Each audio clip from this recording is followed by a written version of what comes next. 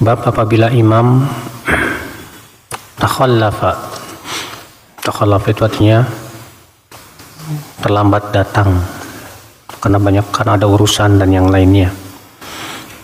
Taqaddama ghairuhu, maka yang lainnya maju menjadi imam. Anil Mughirah bin Syu'bah radhiyallahu anhu annahu ghaza ma'a Rasulillah sallallahu alaihi wasallam Tabuk. Dari Al-Mughirah bin Syu'bah, semoga Allah meridainya, bahwasanya ia pernah berperang bersama Rasulullah sallallahu alaihi wasallam ya ke Tabuk. Tabuk ini dari kota Madinah ya sekitar 100 kilo lebih ya, dimana itu tempat bercokolnya kaum Yahudi di sana. Dari tempat yang sangat subur sekali ya. Qala Al-Mughirah, berkata Al-Mughirah, fatabarraza Rasulullah SAW qibala al-gha'it. Maka Rasulullah pun kemudian pergilah menuju tempat buang air. Al-gha'it pada asalnya al-makan al-munkhafid min al-ard, tempat yang rendah dari bumi, itu namanya gha'it. Lalu kemudian ya biasa digunakan untuk tempat buang air. Fahamaltu ma'ahu idawah qabla salatil fajr. Maka aku pun membawa bersamanya idawah, seember air. Dan itu sebelum sholat fajar, itu sholat subuh. Falamma raja'a Rasulullah SAW ilayya, ketika Rasulullah SAW telah kembali kepadaku, akhadtu uhriqu ala yadayhi minal idawah, maka aku pun menuangkan air kepada kedua tangannya ya, dari ember itu.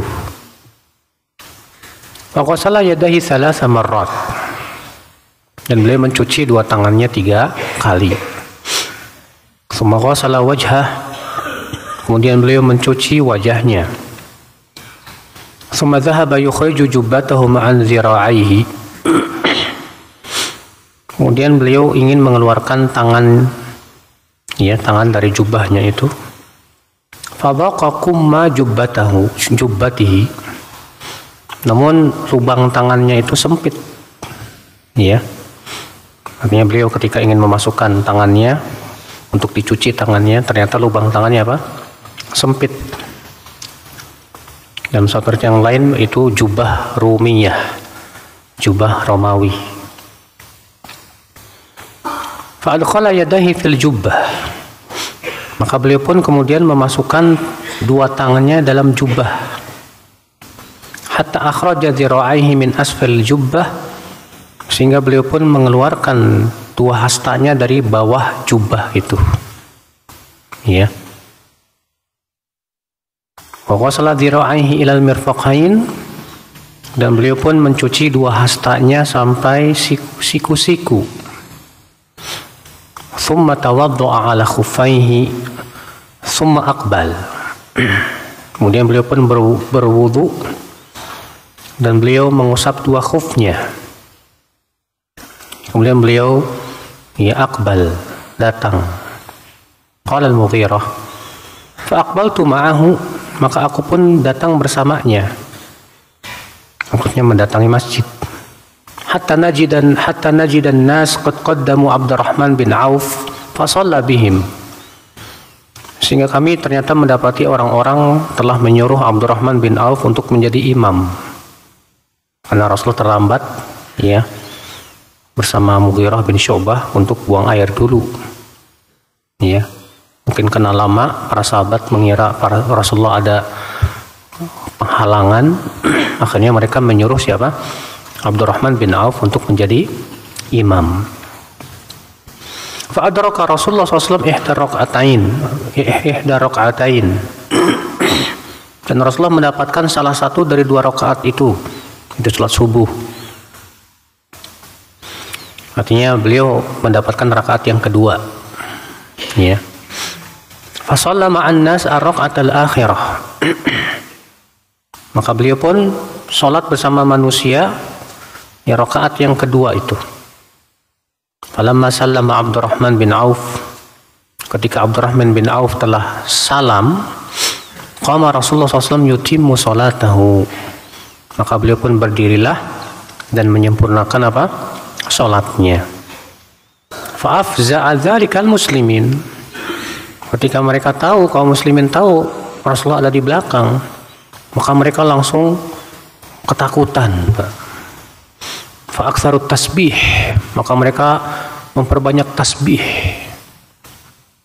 Falamma qada an-nabiy sallallahu alaihi wasallam salatah aqbala alaihim, ketika Nabi sallallahu alaihi wasallam telah selesai salat, ya salat subuhnya, beliau pun kemudian menghadap kepada kaum muslimin, para sahabat. Tsumma qala ahsantum, kemudian beliau bersabda, ahsantum, kalian telah berbuat bagus, atau qad asabtum, kalian benar. Yaghbituhum an sallau salata li waqtiha. Ya, kenapa? Karena Nabi merasa senang kepada mereka di mana mereka salat di awal waktunya. Di sini akhi kita ambil faidah.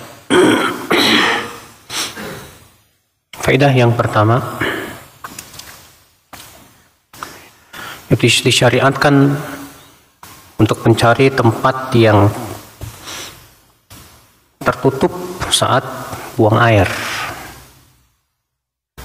Biasanya Nabi Shallallahu Alaihi Wasallam kalau di padang pasir beliau pergi menjauh, Pak, sampai tidak terlihat. Ya.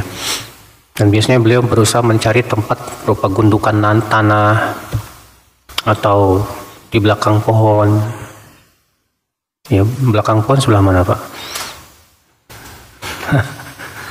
Kalau pohon belakangnya sebelah mana? Yang antum kencing itu belakang pohon itu biasanya. Iya, maksudnya biar tidak terlihat oleh orang ya. Faedah yang kedua, hadis ini menunjukkan semangat para sahabat, hirsus sahabah di khidmati Rasulullah, untuk berkhidmat kepada Rasulullah SAW. Al-Mughirah bin Syu'bah ketika melihat Rasulullah pergi untuk buang air, apa yang terjadi? Maka Mughirah bin Syu'bah segera mengambil seember air, ya, untuk ceboknya Rasulullah Sallallahu Alaihi Wasallam. Sehingga para ulama mengkiaskan ini menunjukkan kita dianjurkan juga untuk berkhidmat kepada para ulama. Ya. Faedah selanjutnya akal Islam, yaitu membantu orang lain untuk berwudu dengan cara menuangkan air ke tangannya. Di sini Mughirah bin Syu'bah yang menuangkan air itu dari apa? Dari ember, kemudian Rasulullah berwudu. Kalau zaman sekarang kayak keran gitu lah ya. Karena Rasulullah terkadang seperti itu dan seringnya Rasulullah berwudunya dari ember. Beliau tuangkan dulu ya air ke telapak tangannya, lalu beliau cuci 3 kali.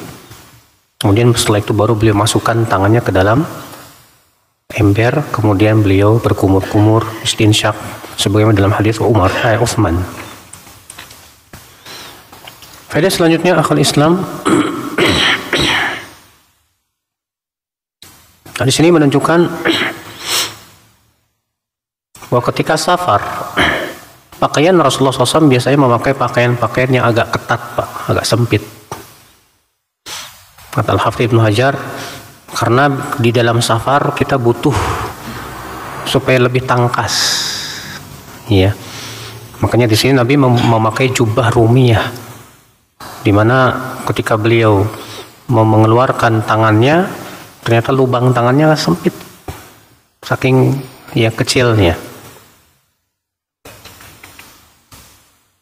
Dan tentunya ketat di sini bukan berarti ketat merecet gitu loh, Pak.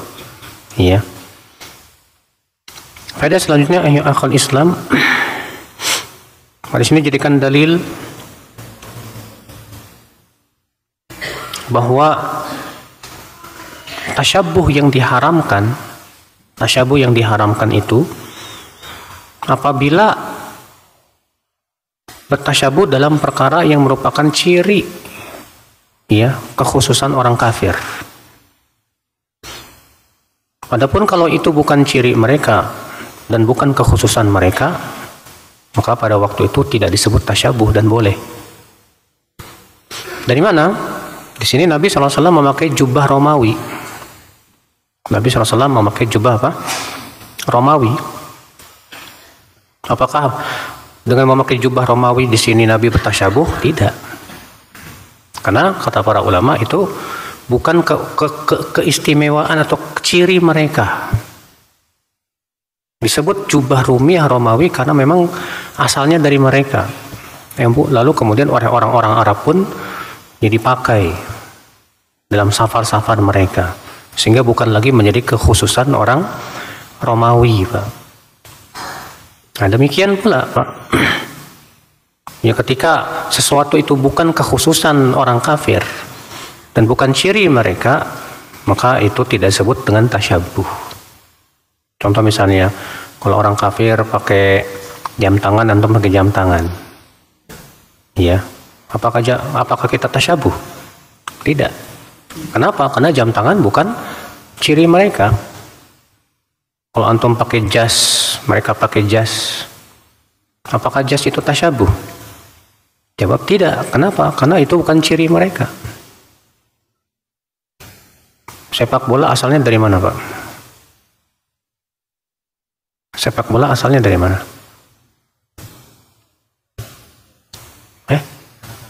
Dari negara kafir. Sekarang kalau kita main sepak bola, tasyabuh nggak? Ya?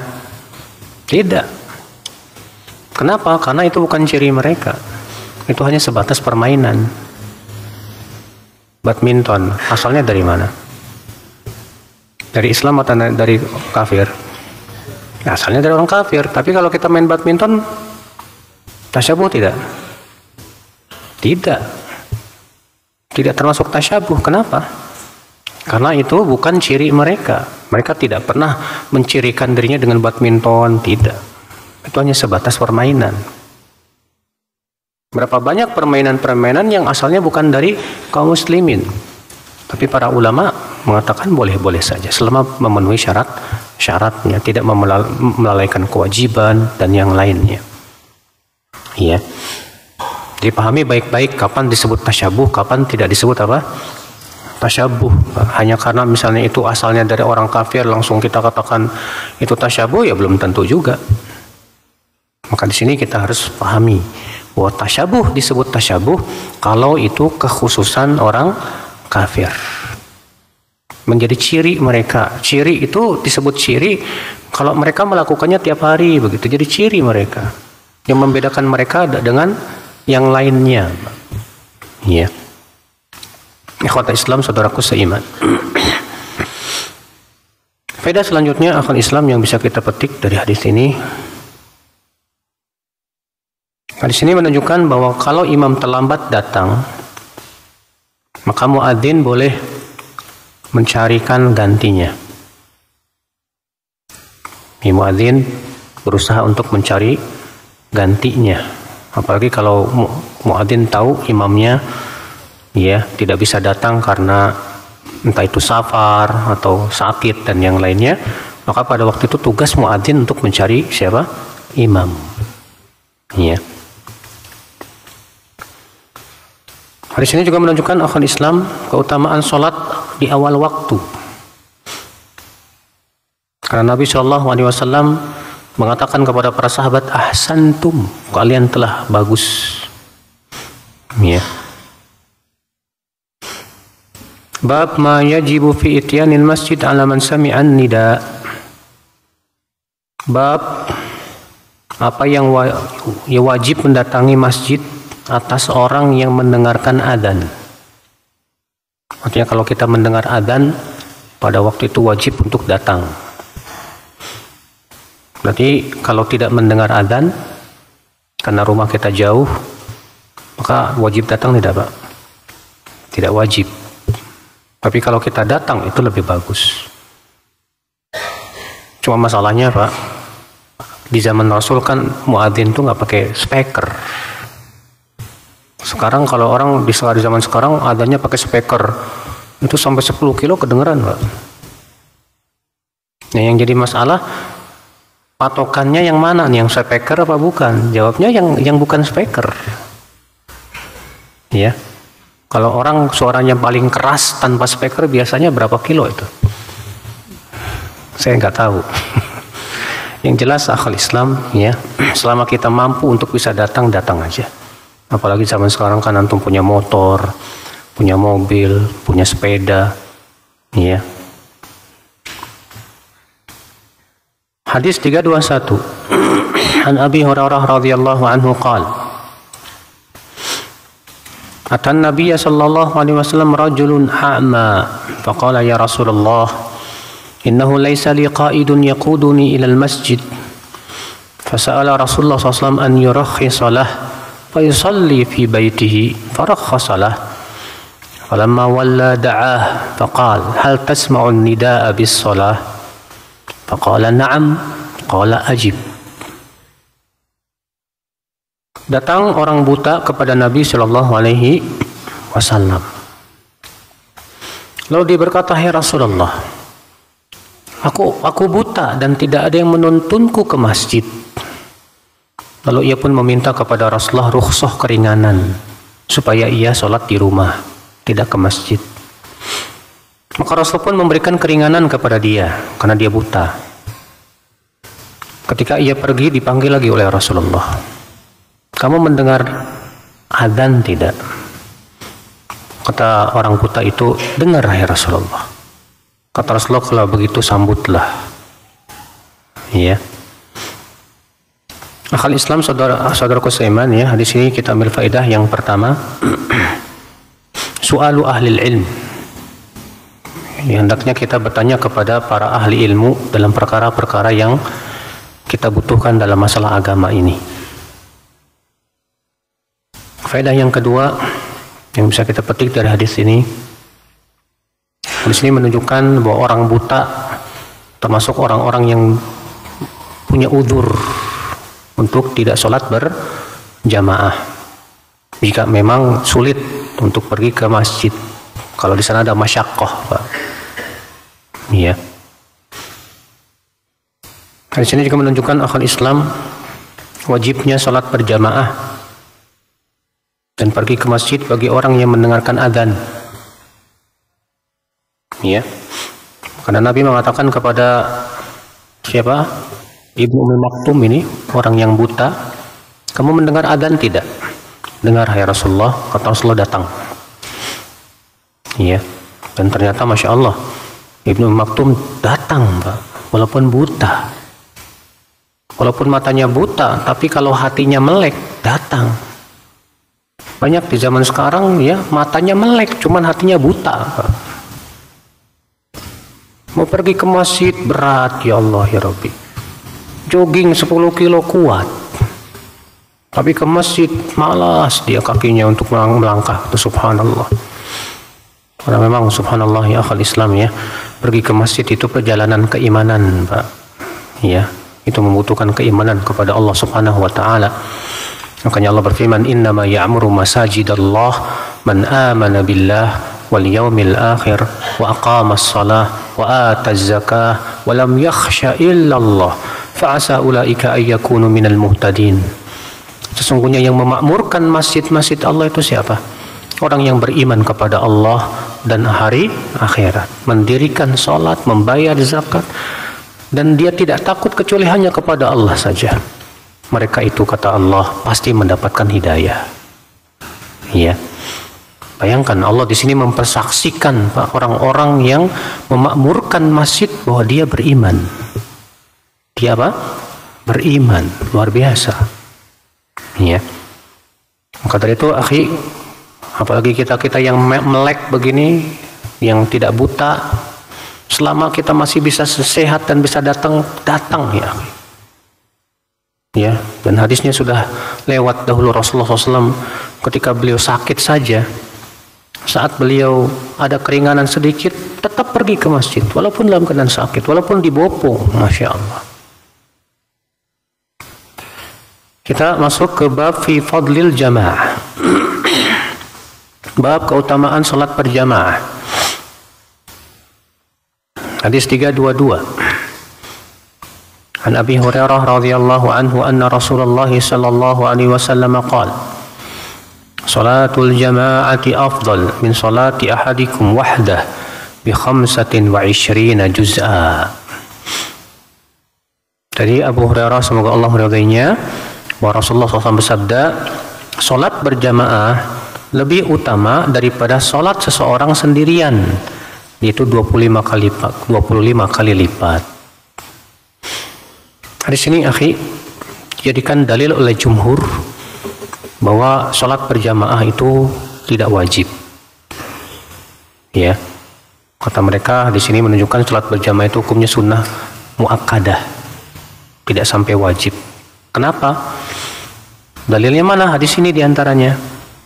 Karena Nabi mengatakan salat berjamaah lebih baik daripada salat sendirian. Kalaulah salat berjamaah wajib, berarti salat sendirian dosa dong. Salat sendirian apa? Dosa dong. Bagaimana hendak dibandingkan salat berjamaah dengan salat apa? Sendirian.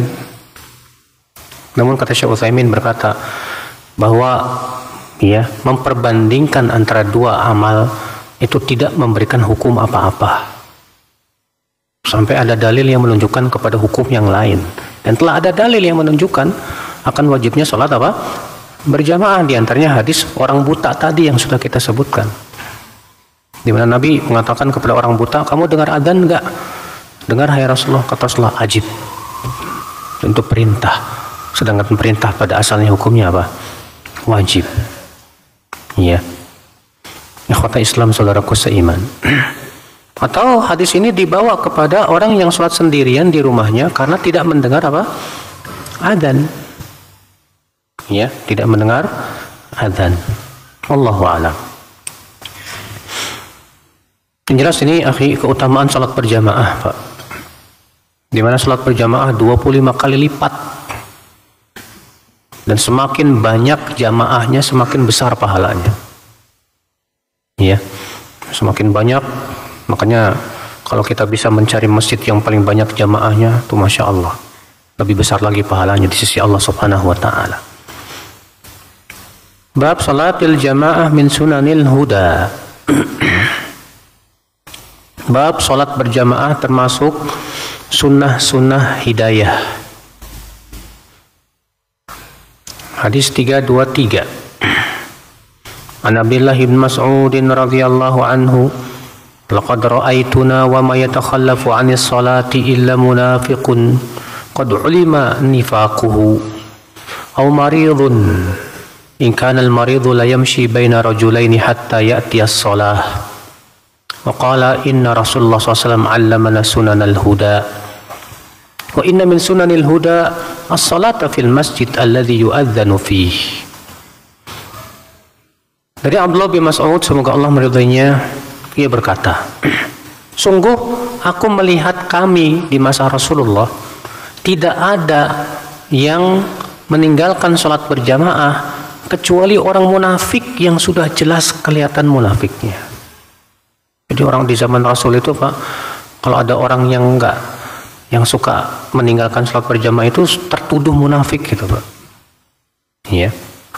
Atau orang sakit, dan sungguh orang sakit pun juga berusaha berjalan di antara dua orang dibopong supaya datang sholat berjamaah. Sampai begitu di zaman Rasul, sampai orang sakit saja tetap berusaha datang sholat berjamaah. Ibnu Mas'ud berkata, sesungguhnya Rasulullah SAW telah mengajarkan kami sunnah-sunnah hidayah, dan sesungguhnya termasuk sunnah-sunnah hidayah adalah sholat di masjid yang dikumandangkan padanya adzan. Ya. Di sini menunjukkan akal Islam celaan Pak buat orang yang suka meninggalkan sholat berjamaah di masjid. Dan bahwasanya itu di zaman Rasul ya tertuduh dia pelakunya munafik Pak. Nabi bersabda, afqalus sholati 'alal munafiqin sholatul isya wa sholatil fajr. Lau ya'lamuna ma fihima la atauhuma walau habwa. Seberat-berat sholat atas orang munafik sholat isya dan sholat apa?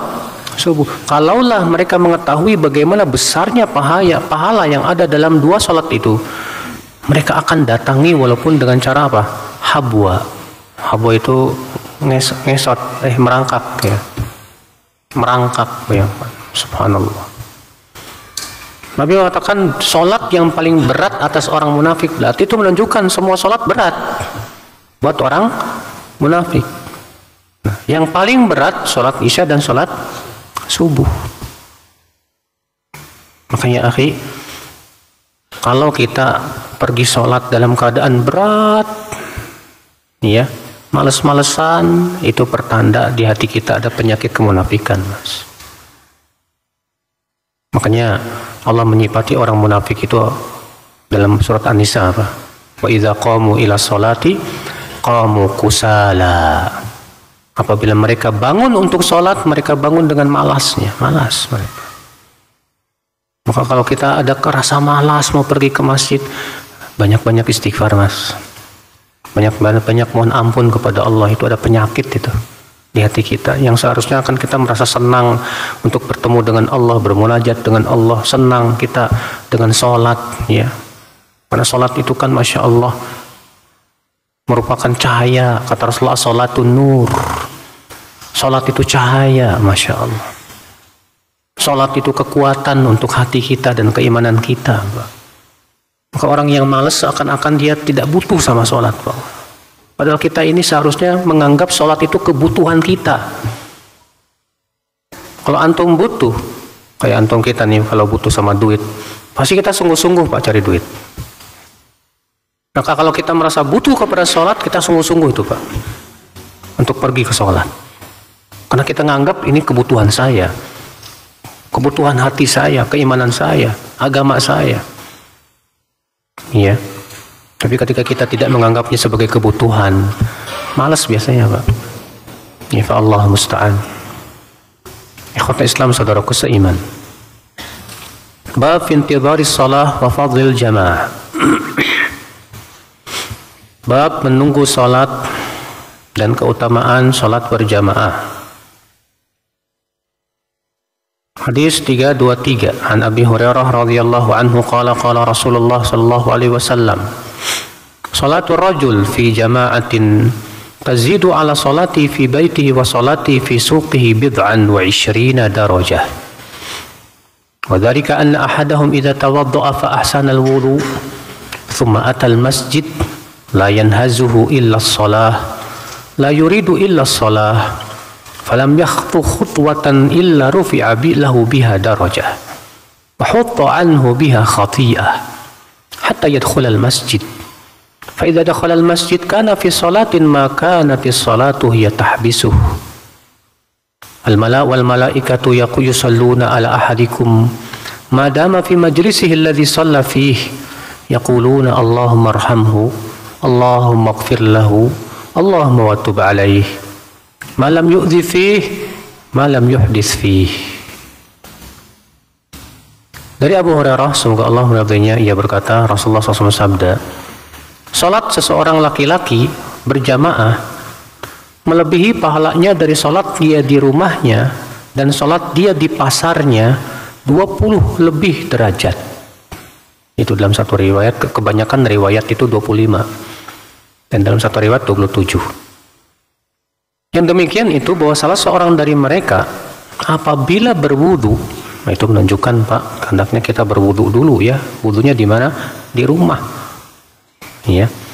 Apabila dia berwudu lalu ia membaguskan wudunya, kemudian ia datang ke masjid, tidak ada yang membuat dia pergi ke masjid kecuali untuk sholat saja.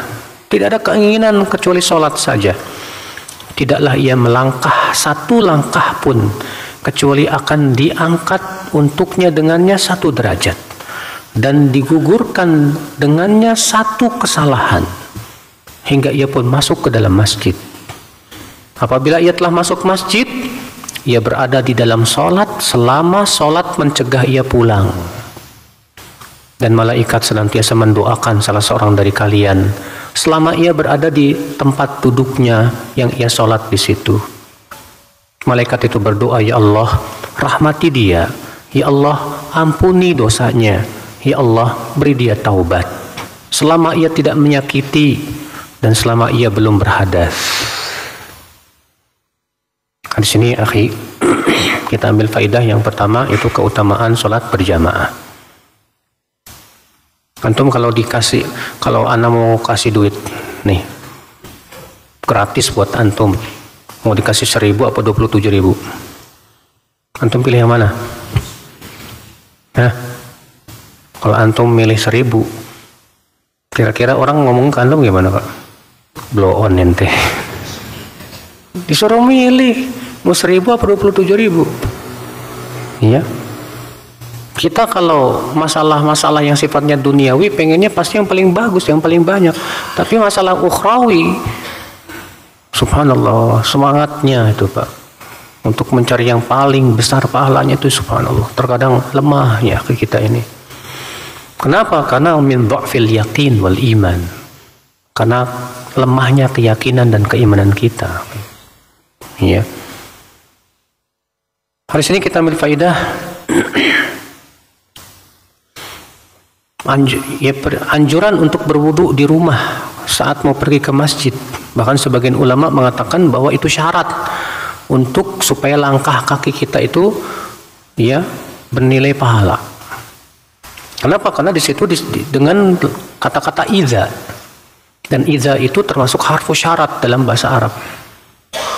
Idza itu termasuk harfu apa? Syarat. Kata Nabi apa? Yang demikian itu apabila seseorang dari kalian, apabila idza itu artinya apa? Apabila berwudu dan membaguskan apa? Wudu. Berarti itu menunjukkan bahwa syarat untuk supaya langkah kaki kita itu bernilai, hendaknya berwudu di mana? Di rumah. Iya. Ini Pak, jadi salah kalau antum mikirnya nanti ajalah wudunya di masjid aja. Kita katakan kerugian tuh. Karena ya beberapa hadis yang sudah lewat pun juga pernah kita bacakan ya, bahwa yang dianjurkan itu berwudu dulu di rumah baru pergi kemana? Ke masjid. Di sini juga menunjukkan akal Islam keistimewaan orang yang berjalan kaki ke masjid, Pak. Bahwa langkah kakinya itu luar biasa. Satu langkah menggugurkan dosa. Satu langkah mengangkat derajat. Bayangkan, kalau rumah antum 200 meter dari rumah, 1 meternya antum 2 langkah misalnya, 400 bolak-balik 800, baru 1 sholat. 5 kali sholat berapa, Pak? 800 kali 5 berapa? 4.000. Bayangkan, sehari semalam antum dapat 4.000. Allahu Akbar. Iya, orang yang menginginkan surga Allah dan akhiratnya ini menggiurkan, luar biasa ini. Tapi bagi orang yang tidak menginginkan akhirat, Pak, apaan sih? Seakan itu sebuah janji omong kosong. Naudzubillah, nasallallahu salamata wal afiyah. Hari ini kita ambil faidah selanjutnya, akhi, keutamaan orang yang menunggu sholat di masjid. Selama ia menunggu sholat di masjid, ia tetap di dalam diberikan pahala sholat. Karena Nabi mengatakan, kana fi sholah maka natis sholah ia tahbisuh. Ia selalu berada dalam sholat selama sholat mencegah ia pulang. Artinya selama antum duduk untuk menunggu sholat di dalam masjid, selama itu antum diberi pahala apa? Sholat. Bayangkan, Masya Allah. Kalau antum habis sholat maghrib, kemudian antum duduk sampai isya, tujuannya ya pertama itikaf, yang kedua untuk mendapatkan pahala besar ini, Pak, menunggu sholat, ya, karena pahalanya sama dengan kita sedang sholat, luar biasa. Dalam satu riwayat yang lain, riwayat Tirmidzi ya, wantidharus shalah ba'da shalah ribat, menunggu sholat setelah sholat sampai sholat berikutnya itu sama dengan ribat. Ribat itu berjaga di tapal batas dalam rangka jihad fisabilillah. Besar banget, Pak, pahalanya, Pak, Masya Allah. Iya. Hari ini kita ambil faidah, Pak, Selama kita masih di masjid, malaikat mendoakan kita terus, Pak. Antum mau nggak didoain malaikat? Semua kita pasti pengen didoain malaikat, Pak. Kalau kita pengen didoain malaikat, ya datang tuh ke masjid. Kalau bisa antum datangnya sebelum adzan. Sebelum adzan antum sudah datang.